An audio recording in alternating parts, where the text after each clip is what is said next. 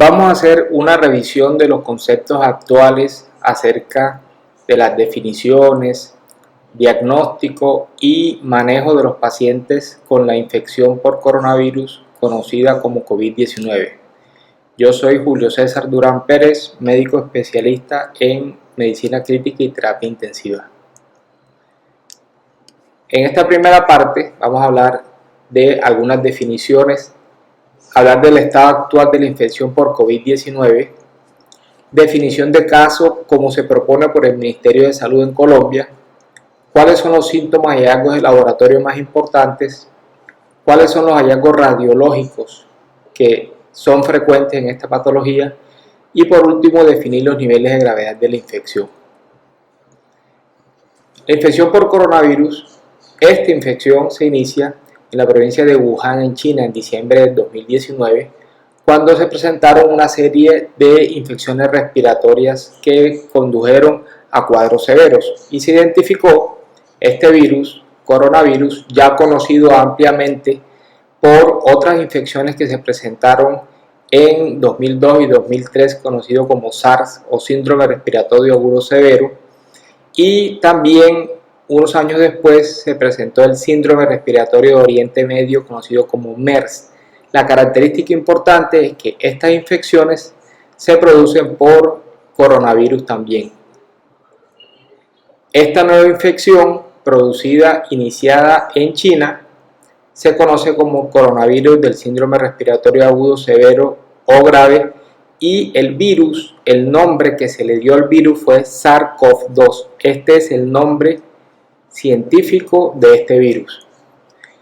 Y este virus se ha asociado a infecciones respiratorias, la gran mayoría leves, muchos casos asintomáticos, pero también desafortunadamente hay casos que han progresado en forma bastante crítica y ha habido una mortalidad alta de esta patología, de esta infección.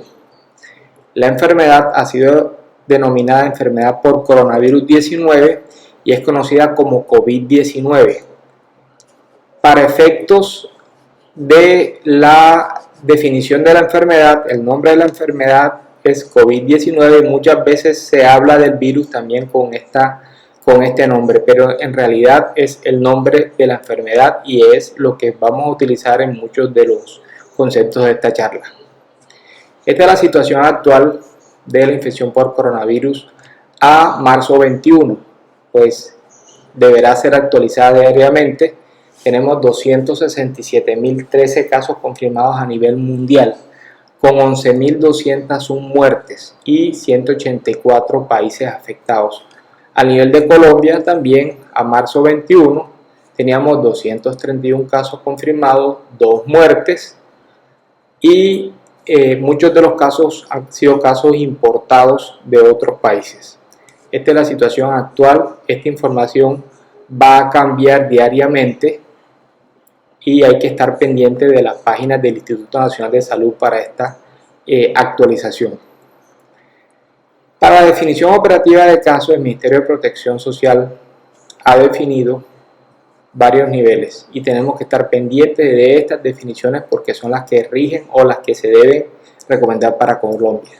Se considera criterio caso 1 todo paciente con cuadros de infección respiratoria aguda grave caracterizada por fiebre, tos y síntomas respiratorios severos, que tengan un curso clínico inusual o inesperado, especialmente con deterioro repentino a pesar de tratamiento adecuado. Esos son pacientes que requieren hospitalización. Estos pacientes que tengan infección respiratoria aguda grave y que tengan historial de viajes con circulación de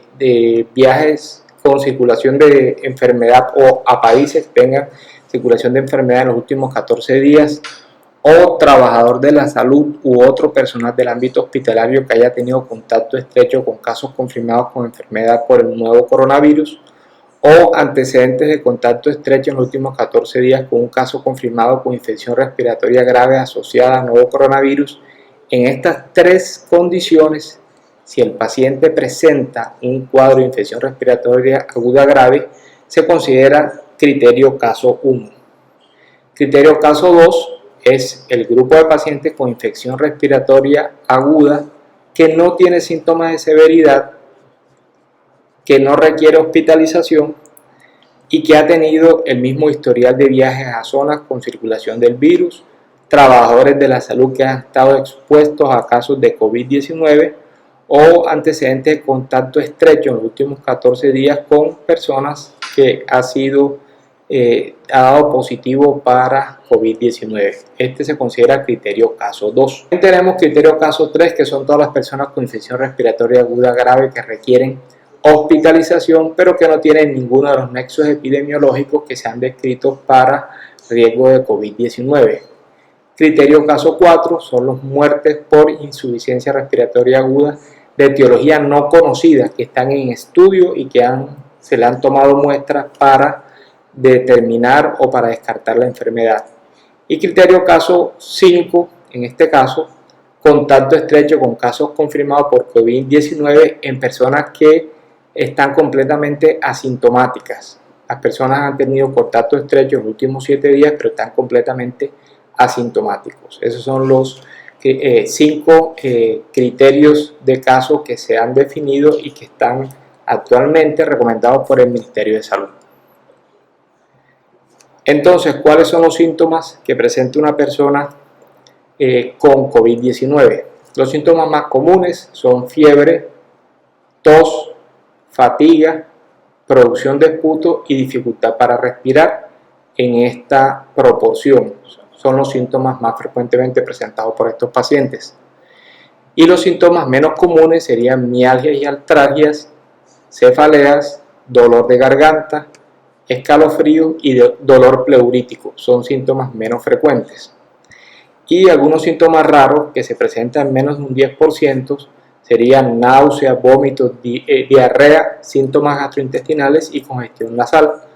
También se presentan palpitaciones y opresión torácica. Estas son las características que debemos indagar nosotros en los pacientes en los cuales sospechamos esta infección. El diagnóstico de infección por COVID-19 en este momento, el diagnóstico aceptado sería la realización de la reacción en cadena de polimerasa en tiempo real, conocido como RT-PCR. Esta es una prueba de laboratorio que se hace en laboratorios especializados actualmente en Colombia. Las muestras se toman y son enviadas al Instituto Nacional de Salud. La característica de esta prueba es que tiene una alta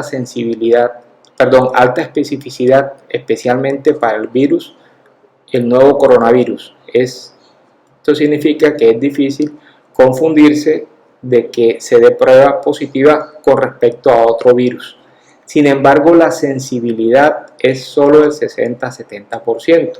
Esto significa que hay una probabilidad importante de falsos negativos y esta es de las cosas negativas que tiene esta prueba.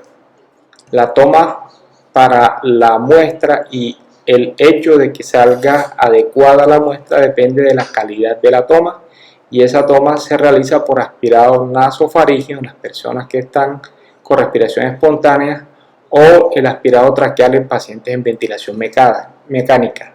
Este aspirado faríngeo y aspirado traqueal se toman varias muestras que son embaladas y enviadas al Sistema Nacional de Salud, al Instituto Nacional de Salud para su evaluación. Existen otras pruebas también que son los panel viral. El panel viral se recomienda y son unas pruebas que son hechos en algunos laboratorios de referencia y que nos van a indicar a nosotros la presencia de algunos virus que también son causantes frecuentes de infecciones respiratorias. Aquí vemos el ejemplo de un panel viral que evalúa 6 virus sincitial respiratoria, adenovirus, parainfluencia 1, 2, influenza A y B, y el film array respiratorio es una prueba que detecta mucho más cantidad de virus. Todos estos virus pueden ser causantes de infección respiratoria y van a evaluar algunas bacterias como la Bordetella pertussis, Chlamydophila pneumoniae y Mycoplasma pneumoniae.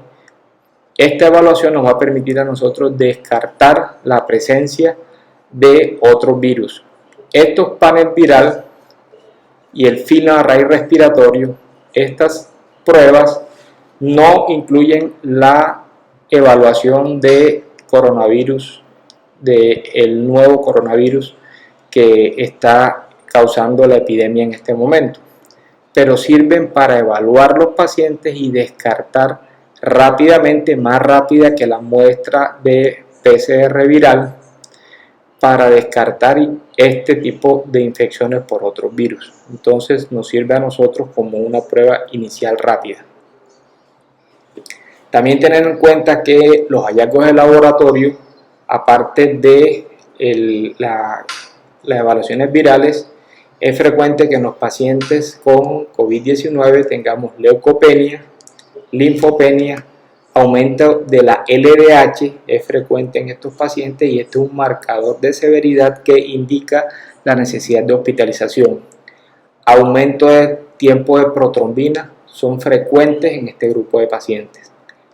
Los marcadores inflamatorios, tenemos elevación de la PCR en forma leve, moderada, elevación del dímero D, y la procalcitonina no se eleva en forma significativa a menos que haya algún tipo de infección bacteriana.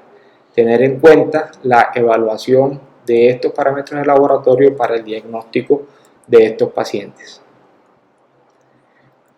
Los hallazgos radiológicos muy importantes, tenemos la radiografía de tórax, como en este caso vamos a encontrar apariencias de neumonía atípica. Si ustedes se dan cuenta, son infiltrados en vidrio esmerilado que se presentan en forma bilateral, periférica, y esos son los hallazgos radiológicos iniciales.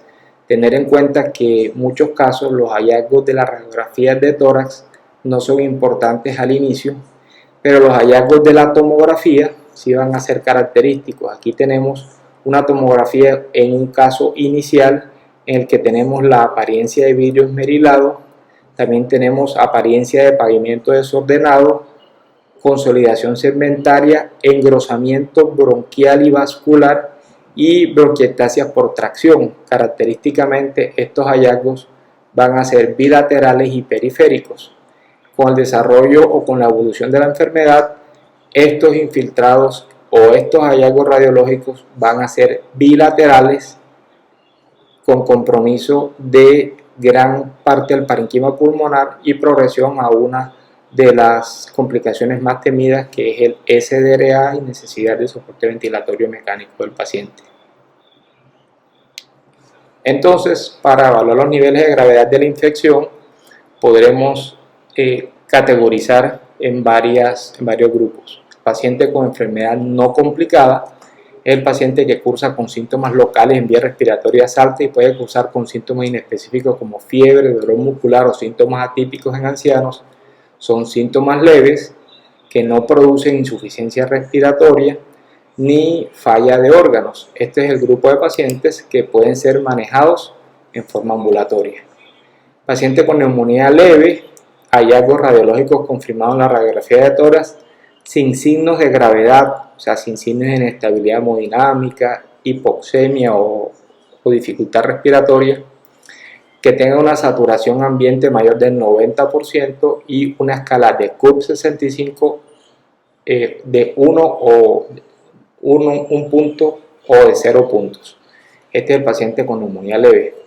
El paciente con neumonía grave tiene falla de por lo menos un órgano, con una saturación a aire ambiente menor del 90% y una frecuencia respiratoria de 30 respiraciones por minuto. Estas son las características de un paciente con neumonía grave. Este es un paciente que debe estar hospitalizado. Y el criterio de SDRA, que es síndrome de dificultad respiratoria agudo, son los conocidos por los criterios de Berlín por todos. Son hallazgos radiológicos infiltrados bilaterales con déficit en la oxigenación, y tenemos 3 niveles: leve, moderado o severo, según la PAFI, que es la relación entre la PaO2 y la fracción inspirada de oxígeno del paciente. Estos son los mismos criterios diagnósticos que todos conocemos para SDRA, que no difieren para nada del paciente con COVID. También tener en cuenta el concepto de sepsis que se puede presentar en estos pacientes. Y sepsis es un proceso infeccioso con una difusión orgánica con una respuesta más regulada a un proceso infeccioso. Y se define como una disfunción orgánica o un cambio del puntaje de SOFA de más de 2 puntos. Tenemos que tener en cuenta el puntaje de SOFA para definir, y esto quiere decir que hay un cambio en el SOFA, quiere decir que tenemos un falla de uno o más órganos que indican que este proceso infeccioso está siendo severo. El concepto de choque séptico es un paciente con sepsis y que presenta hipotensión persistente que requiere uso de vasopresores para mantener su presión arterial media mayor de 65 milímetros de mercurio, o un lactato sérico menor de 2 milimoles por litro a pesar de una reanimación hídrica adecuada. Esta es la definición de choque séptico que se puede presentar en los pacientes con COVID-19. De esta forma, hemos terminado la primera parte y otros temas a tratar. Vamos a hablar de criterios de hospitalización general, cuidados intensivos. Vamos a hablar del uso de los elementos de protección personal, manejo de los pacientes en urgencias y hospitalización con oxigenoterapia, soporte ventilatorio no invasivo e invasivo, manejo general no ventilatorio del paciente y el manejo